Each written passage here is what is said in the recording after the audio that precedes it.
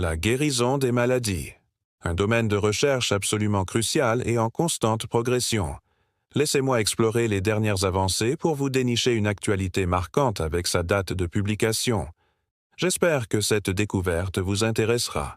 Des avancées significatives dans la thérapie génique offrent de nouveaux espoirs pour traiter des maladies jusqu'alors incurables. Le 3 mai 2025, une équipe de chercheurs a annoncé des résultats prometteurs concernant un essai clinique de thérapie génique pour une forme rare de dystrophie musculaire. Les premiers patients traités ont montré une amélioration notable de leur fonction musculaire et une réduction des symptômes de la maladie. Cette approche novatrice pourrait transformer la vie de nombreuses personnes. On va regarder ça plus en détail et n'hésitez pas à vous abonner à la chaîne. Des scientifiques ont rendu publics les résultats initiaux d'un essai clinique de phase 1-2 évaluant l'efficacité et la sécurité d'une nouvelle thérapie génique pour la dystrophie musculaire de Duchenne avec délétion de l'exone 51.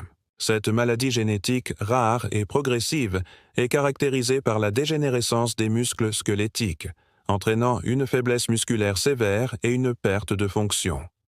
La thérapie génique expérimentale vise à délivrer une version fonctionnelle du gène de la dystrophine directement dans les cellules musculaires des patients, compensant ainsi le défaut génétique responsable de la maladie. L'essai clinique a inclus 12 participants âgés de 4 à 10 ans atteints de dystrophie musculaire de Duchenne, avec la mutation spécifique ciblée. Les patients ont reçu une dose unique de la thérapie génique par perfusion intraveineuse. Après une période de suivi de 6 mois à 1 an, les chercheurs ont observé des améliorations significatives dans plusieurs mesures de la fonction musculaire, notamment la vitesse de marche, la capacité à monter des escaliers et la force musculaire évaluée par des tests standardisés.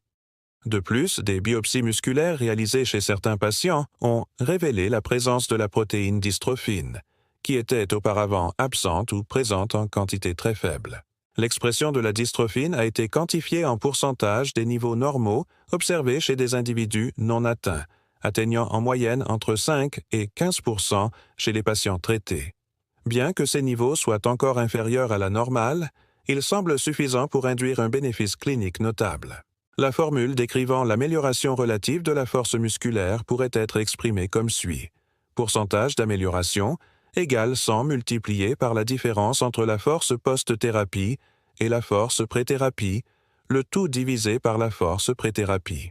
Les chercheurs continuent de surveiller les patients pour évaluer la durabilité de l'effet thérapeutique à long terme et pour identifier d'éventuels effets secondaires. Ces résultats préliminaires ouvrent la voie à des essais cliniques de plus grande envergure